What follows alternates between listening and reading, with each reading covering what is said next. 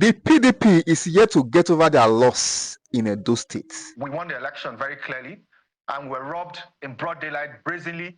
Our democracy has been thrown to the dogs, and we're left befuddled. We're left worried that is this the country, is it the democracy that we want to practice?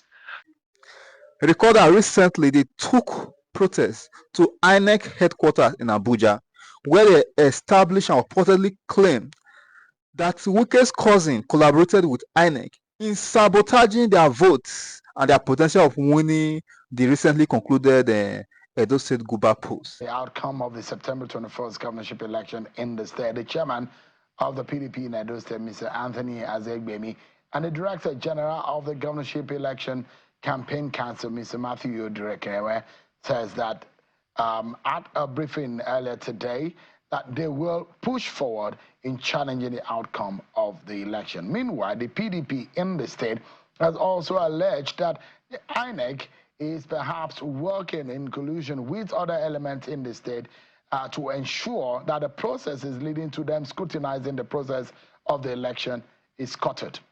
Let's get insight into some of these issues tonight, everyone. I'm being joined by a member of the PDP Campaign Council and a lawyer, Anthony Ehilebo. He joins us from Benin City, is virtually joining us tonight. Thank you so much, Anthony, for joining us. Thank you very much, Sharon, for having me. And also it's been a while leader, since I've been with you. Thank you so much. And a leader in the PDP, in the APC rather, in Edo State, a former member of the House of Assembly in Edo State, Honorable Washington Osifo, is live with me here in Asoro. It's good to see you. Thanks for having me, Sharon. How are you? Thank you so much indeed. Yeah, thank you. Since they say he who alleges need to prove, let me come to you, Mr. Anthony Ehilebo. Your party has consistently over the past days that you sense that there's something wrong with the manner in which INEC is going about its duties, and INEC has come out to say, well, this is our position. What is the sense that you have about the inspection of beavers and the materials? Well, it's not he who alleges. It's a statement of fact and a statement of the truth. We won the election very clearly, and we're robbed in broad daylight, brazenly. Our democracy has been thrown to the dogs, and we're left befuddled. We're left worried that is this the country, is it the democracy that we want to practice?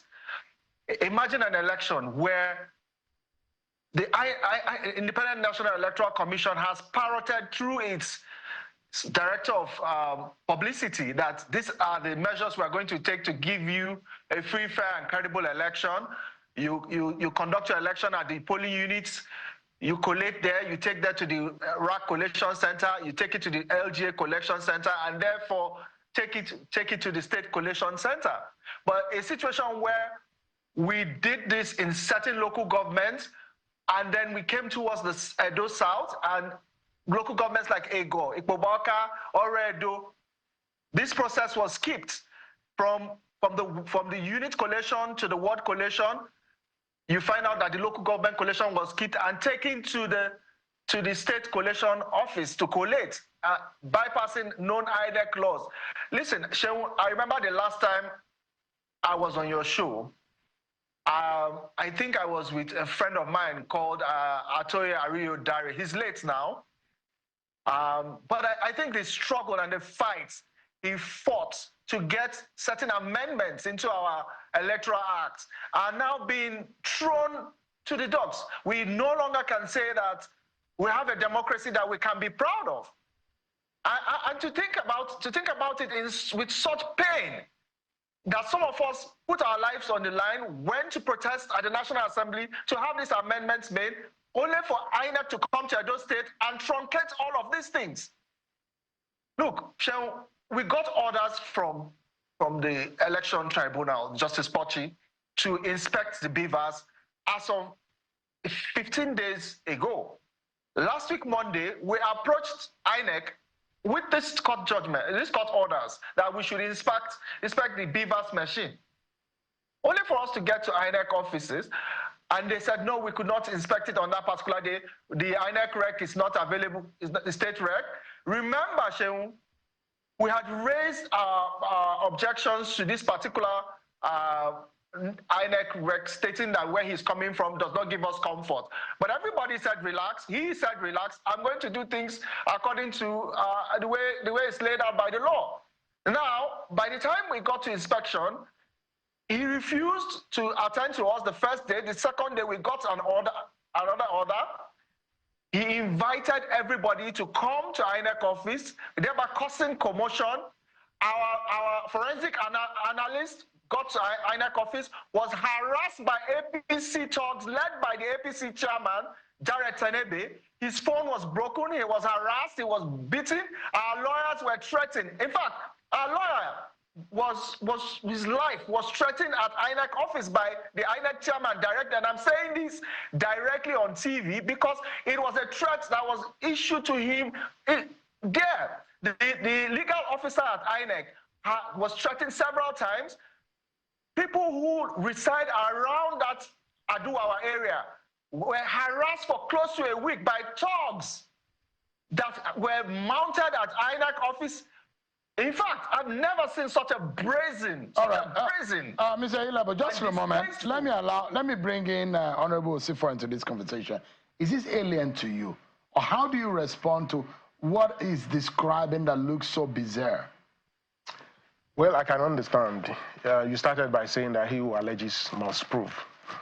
I was with him, and he repeated it to you, meaning that as a lawyer, he understood perfectly what you were talking about. In other words, what you were telling him is that facts are sacred, although opinion is free. I haven't listened to what he said. He has given opinion, not facts. What are the facts?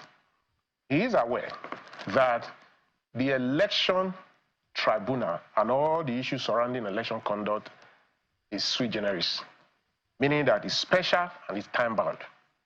On the basis of their rights, having lost and they proceeded to request for the order of the tribunal to inspect election materials, it was granted. Now, in line with the order, what was granted was in sequence, inspect the voters register in that order. When APC also filed for an order for joint inspection, and it was also granted. The first day when they went, that he is saying that the INEC rec was not around. INEC rec couldn't have been aware. I am not holding forth for INEC, but this is exactly what happened. Couldn't have been aware and be waiting for you to bring an order that was not known to him as that you were even coming to the office. But there were other officers on ground. APC obtained its own order for joint inspection, for justice, for fairness, and we were there. When we got there, rather than him obey the rules of the tribunal, the order of the tribunal, namely to commence inspection from the point of voters inspecting the voters register, they opted to go for the beavers. Now, what APC simply said, having been given the right to be here from the same tribunal, what APC was saying, let us stick to the rules of the game as ordered by the tribunal. It became an issue. It became an issue. They said no. And APC said we must follow it. In that process, fought and back, that day left.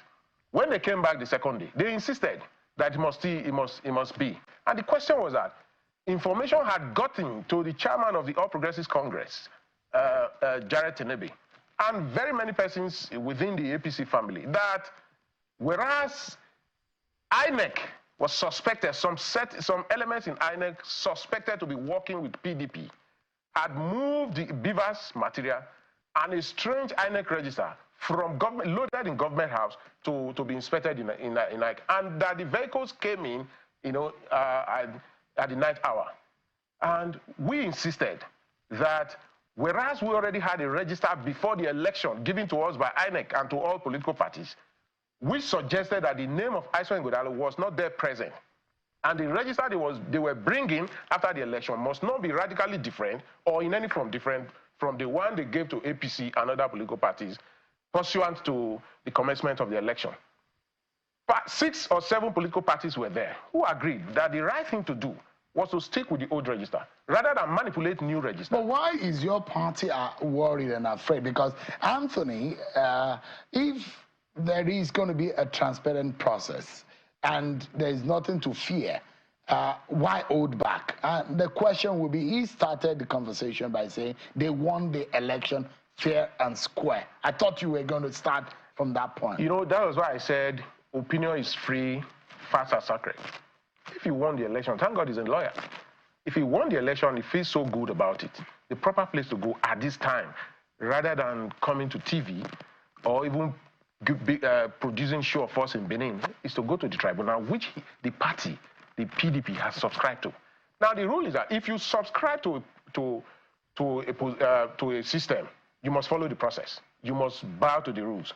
You can't complain on one hand that having gone to the tribunal to obtain an order which was given to you, you are not deviating from following it hook, line, and sinker. So your party is not afraid to open itself up? Afraid of what? So what my party just said is that let's follow. We didn't go to obtain the order for PDP. What my party is saying, having obtained the order, and it is sequential, follow the sequence. That is it. All right, just a moment. Let me come back to you, Anthony. Give us a sense of what your party has found out. Because when you come out to say you won the election fair and square, the question will be, you were not declared the winner. INEC does not found you as a winner of the election. Is it something that you know that the rest of the world does not know? Sean, it's not even the rest of the world. We have an abundance of evidence.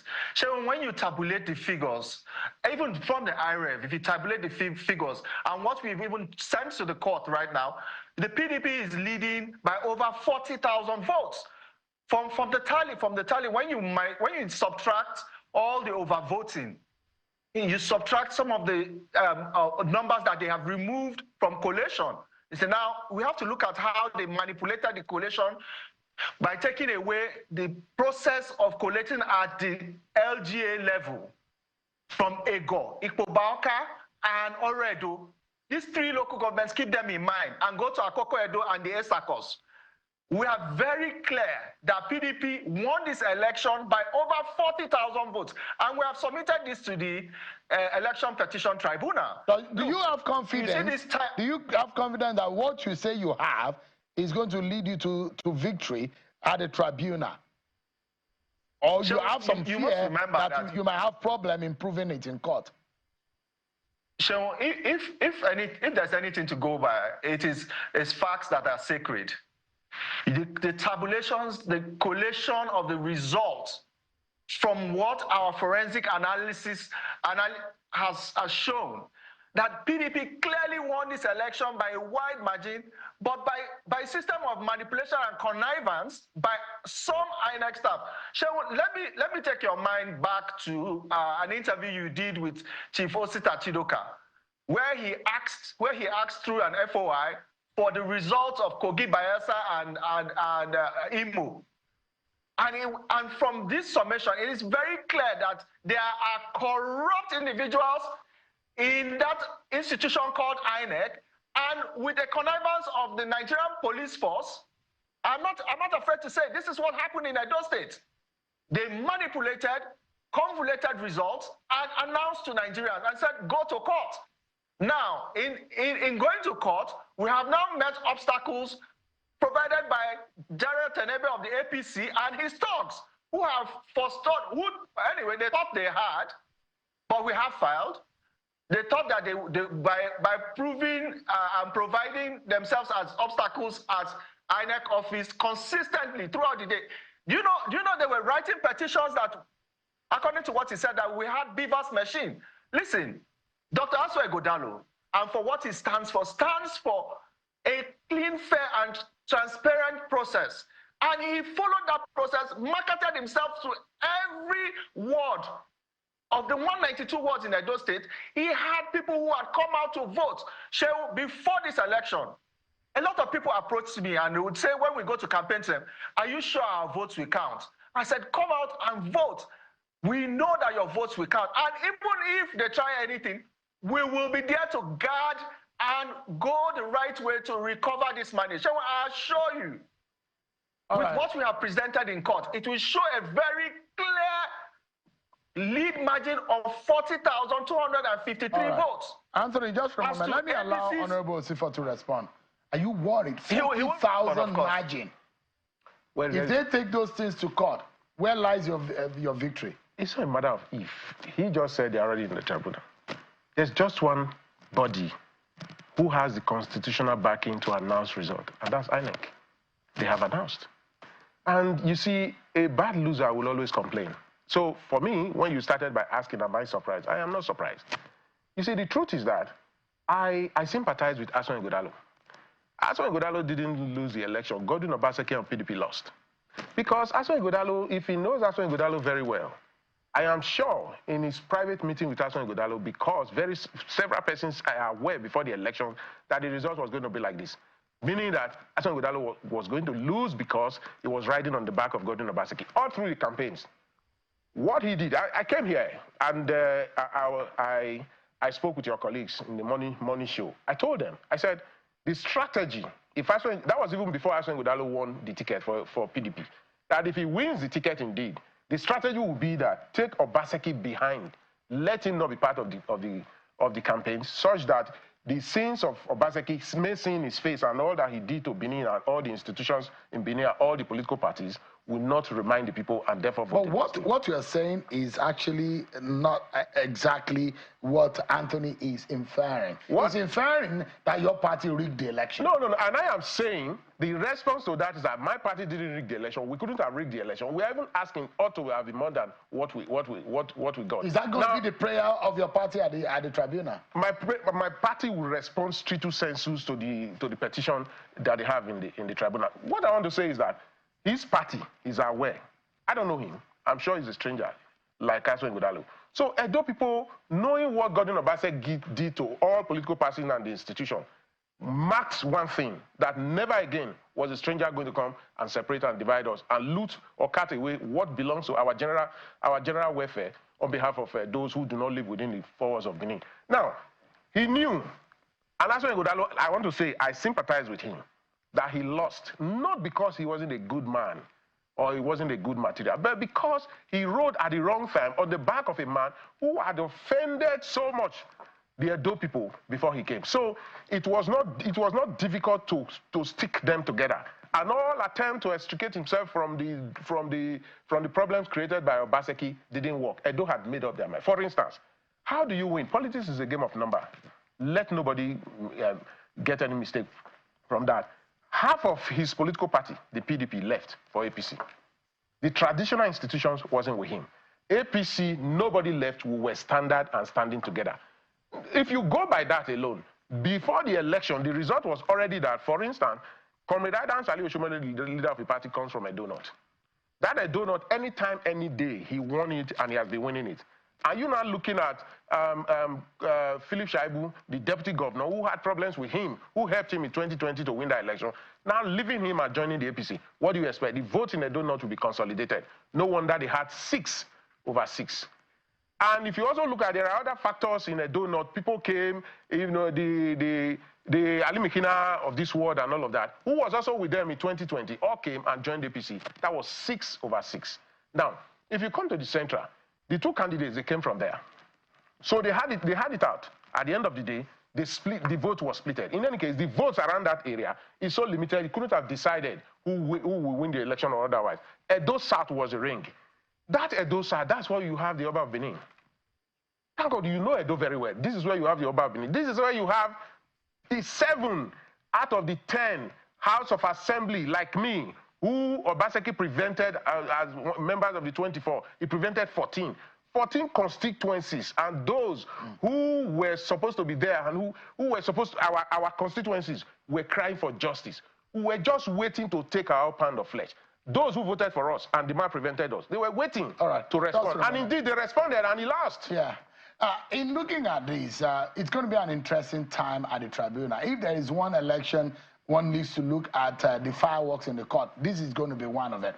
But on your own final thought tonight, Anthony, what should Nigerians be expecting? It looks like hopes are high on your side of the divide.